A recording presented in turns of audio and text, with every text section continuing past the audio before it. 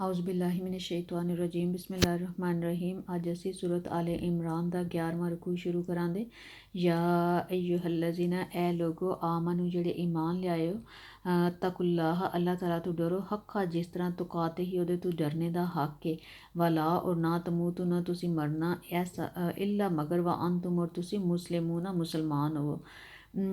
ਇਹ ਜਿਹੜੀ ਤਿੰਨ ਆਇਤਾਂ ਨੇ, ਇੱਕ ਪਹਿਲੀ ਇਹ ਤੇ ਅੱਗੋਂ ਜਿਹੜੀਆਂ ਦੋ ਆਇਤਾਂ ਨੇ, ਇਹਨਾਂ ਤਿੰਨਾਂ ਆਇਤਾਂ ਦੇ ਵਿੱਚ ਜਿਹੜਾ ਇਹ ਤਿੰਨ ਨਿਕਾਤੀ ਅੱਲਾਹ ਤਾਲਾ ਨੇ ਇੱਕ ਲਾਇਆ ਅਮਲ ਦਿੱਤਾ ਹੈ ਕਿ ਇਸ ਉਮਤ ਨੂੰ, ਉਮਤ ਮੁਸਲਿਮਾਂ ਨੂੰ, ਕਿ ਇਹ ਜਿਹੜੀ ਉਮਤ ਹੈ ਇਹਨੇ ਹੁਣ ਕਿਆਮਤ ਤੱਕ ਰਹਿਣਾ ਹੈ ਅਤੇ ਇਹਦੇ ਵਿੱਚ ਜ਼ਵਾਲ ਵੀ ਆਵੇਗਾ।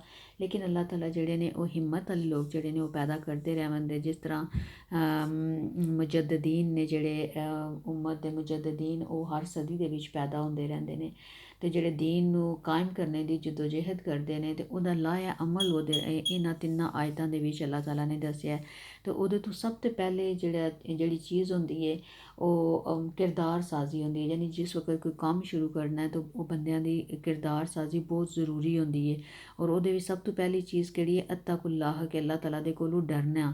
ਅੱਲਾਹ ਤਾਲਾ ਤੋਂ ਕਿਸ ਤਰ੍ਹਾਂ ਡਰਨਾ? ਜਿਸ ਤਰ੍ਹਾਂ ਜਿਸ ਵਕਤ ਤੇ ਆਇਤ ਨਾਜ਼ਲ ਹੋਈ ਅਤੇ ਜਿਹੜੇ ਸਹਾਬਾ ਇਕਰਾਮ ਸੀ ਉਹ ਪਰੇਸ਼ਾਨ ਹੋ ਗਏ। ਹਜ਼ੂਰ ਪਾਕ ਸੱਲੱਲਾਹੁ ਅਲੈਹਿ ਵਸੱਲਮ ਦੇ ਕੋਲ ਆਏ ਤਾਂ ਉਹਨਾਂ ਕਿਹਾ ਅਸੀਂ ਅੱਲਾਹ ਤਾਲਾ ਦਾ ਹੱਕ ਕਿਸ ਤਰ੍ਹਾਂ ਅਦਾ ਕਰ ਸਕਦੇ ਹਾਂ। ਅਤੇ ਫਿਰ ਜਿਸ ਟਾਈਮ ਸੂਰਤ ਤਗਾਬਨ ਜਿਹੜੀ ਸੀ ਉਹਦੀ ਇਹ ਆਇਤ ਨਾਜ਼ਲ ਹੋਈ ਕਿ ਤੁਸੀਂ ਆਪਣੀ ਜਿਹੜੀ ਤੁਹਾਡੀ ਅਮਕਾਨੀ ਹੱਦ ਹੈ ਉਹਦੇ ਤੱਕ ਤੁਸੀਂ ਤਕਵਾ ਇਖਤਿਆਰ ਕਰੋ। ਅਤੇ ਫਿਰ ਜਿਹੜੇ ਨੇ ਸੁਹਾਬਾ ਜਿਹੜੇ ਨੇ ਉਹ ਥੋੜ੍ਹੇ ਰਿਲੈਕਸ ਹੋ ਗਏ ਸੀ।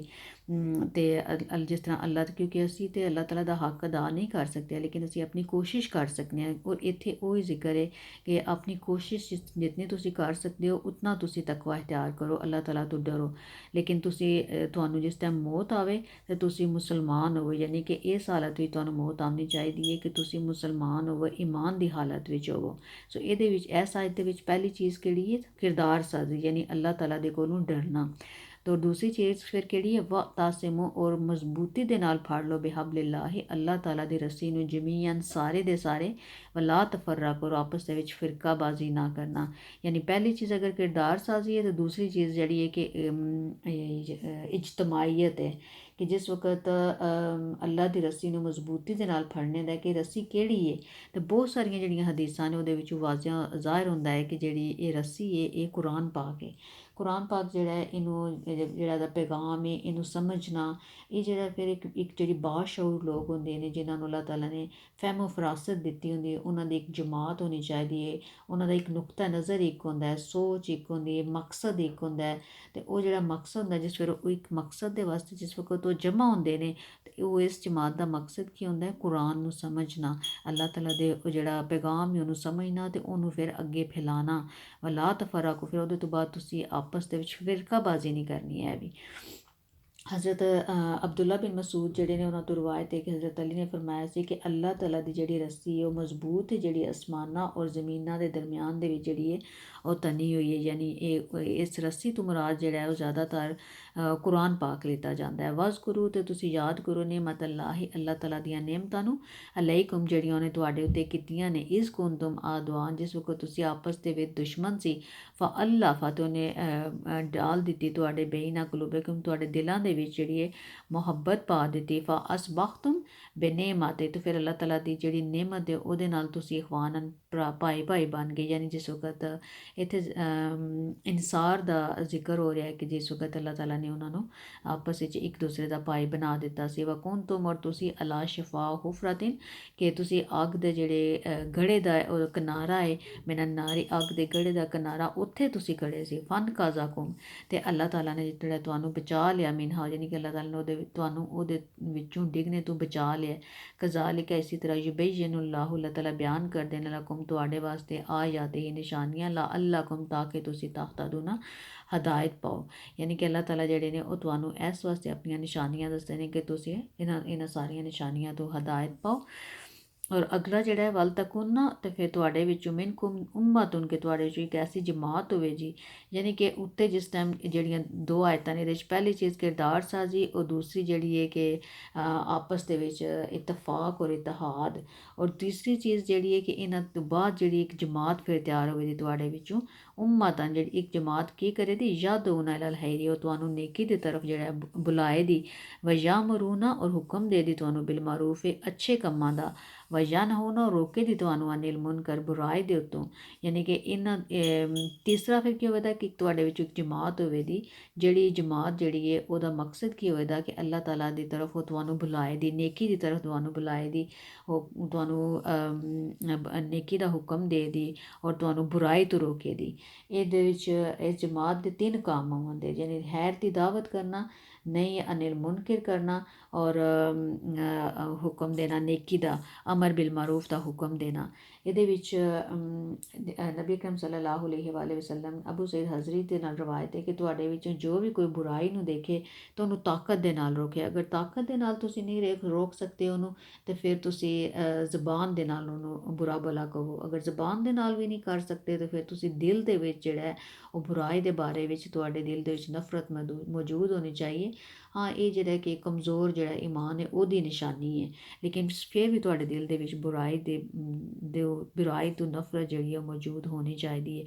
ਔਰ ਅੱਲਾਹ ਤਾਲਾ ਨੇ ਆਖਿਆ ਵਾ ਉਲਾਇਕਾ ਹੁਮੁਲ ਮੁਫਲਿਹੂਨ, ਔਰ ਇਹ ਲੋਕ ਨੇ ਜਿਹੜੇ ਫਲਾਹ ਪਾਣੇ ਵਾਲੇ ਨੇ, ਇਹ ਲੋਕ ਨੇ ਜਿਹੜੇ ਸਕਸੈਸਫੁਲ ਨੇ। ਯਾਨੀ ਕਿ ਕੌਣ ਲੋਕ ਨੇ? ਜਿਹੜੇ ਇਹਨਾਂ 3 ਆਇਤਾਂ ਦੇ ਉੱਤੇ ਅਮਲ ਕਰਦੇ ਨੇ। ਯਾਨੀ ਪਹਿਲੇ ਉਹ ਅੱਲਾਹ ਤਾਲਾ ਤੋਂ ਡਰਦੇ ਨੇ, ਫਿਰ ਉਹ ਅੱਲਾਹ ਤਾਲਾ ਦੇ ਜਿਹੜਾ ਕੁਰਾਨ ਪਾਕ ਨੂੰ ਸਮਝਦੇ ਨੇ ਔਰ ਉਹਨੂੰ ਅੱਗੇ ਪੈਗਾਮ ਪਹੁੰਚਾਉਂਦੇ ਨੇ, ਔਰ ਫਿਰ ਨੇਕੀ ਦਾ ਹੁਕਮ ਦਿੰਦੇ ਨੇ, ਬੁਰਾਈ ਤੋਂ ਰੋਕਦੇ ਨੇ, ਅਮਰ ਬਿਲ ਮਾਰੂਫ ਔਰ ਨਹੀ ਅਨਿਲ ਮੁਨਕਿਰ ਕਰਦੇ ਨੇ।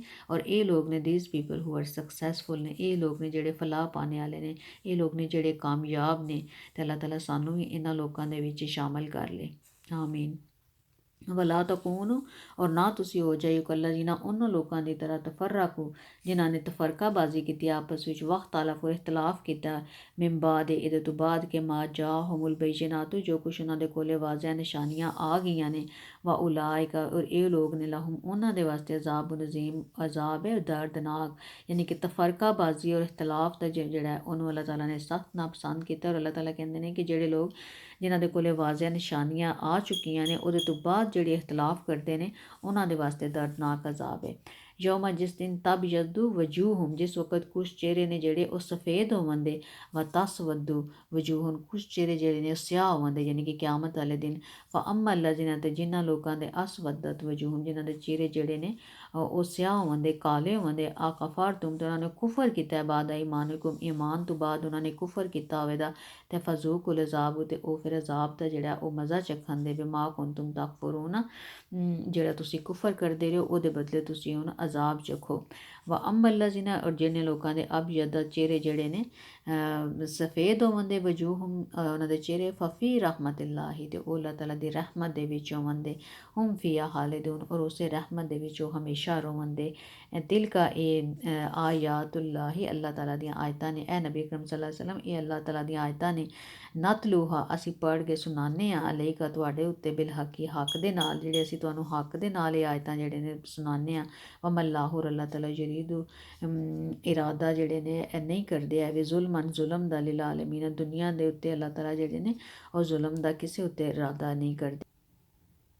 ਇਹਦੇ ਵਿੱਚ ਹੁਣ ਇੱਕ ਬੜੀ ਮਸ਼ਹੂਰ ਹਦੀਸ ਹੈ ਕਿ ਨਬੀ ਅਕਰਮ ਸੱਲੱਲਾਹੁ ਅਲੈਹਿ ਵਸੱਲਮ ਨੇ ਫਰਮਾਇਆ ਸੀ ਕਿ ਫਿਰਕਿਆਂ ਦੇ ਬਾਰੇ ਵਿੱਚ ਕਿ ਇੱਕ ਫਿਰਕਾ ਹੋਵੇਗਾ ਜਿਹੜਾ ਜੰਨਤ ਦੇ ਵਿੱਚ ਜਾਏਗਾ, ਔਰ ਇੱਕ ਉਹਨਾਂ ਕਿਹੜਾ ਫਿਰਕਾ ਹੋਵੇਗਾ ਜਿਹੜਾ ਕੁਰਾਨ ਔਰ ਸੁਨਨਤ ਜਿਹੜੀ ਹੈ ਉਹਦੇ ਉੱਤੇ ਅਮਲ ਕਰੇਗਾ। ਯਾਨੀ ਰਸੂਲ ਸੱਲੱਲਾਹੁ ਅਲੈਹਿ ਵਸੱਲਮ ਨੇ ਆਖਿਆ ਸੀ ਕਿ ਜਿਹੜਾ ਮੇਰੇ ਔਰ ਮੇਰੇ ਸਹਾਬਾ ਦੇ ਨਕਸ਼ੇ ਕਦਮ 'ਤੇ ਚੱਲੇਗਾ ਔਰ ਕੁਰਾਨ ਔਰ ਸੁਨਨਤ 'ਤੇ ਅਮਲ ਕਰੇਗਾ। ਇਹ ਹਦੀਸ ਸੁਨਨ ਇਬਨ ਮਾਜਾ ਤੇ ਸੁਨਨ ਤਿਰਮਜ਼ੀ ਦੋਨਾਂ ਦੇ ਵਿੱਚ ਮੌਜੂਦ ਹੈ।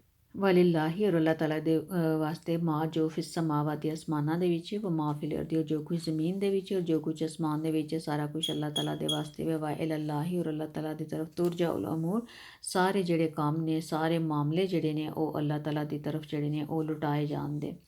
ਤੇ ਅੱਲਾਹ ਤਾਲਾ ਸਾਨੂੰ ਇਸ ਕਿਤਾਬ ਨੂੰ ਸਮਝਣੇ ਦੀ, ਸਮਝ ਕੇ ਪੜ੍ਹਨੇ ਦੀ, ਤੇ ਇਹਦੇ ਉੱਤੇ ਅਮਲ ਕਰਨ ਦੀ ਤੌਫੀਕ ਅਤਾ ਕਰਨ, ਆਮੀਨ ਸੁਮਾ ਆਮੀਨ।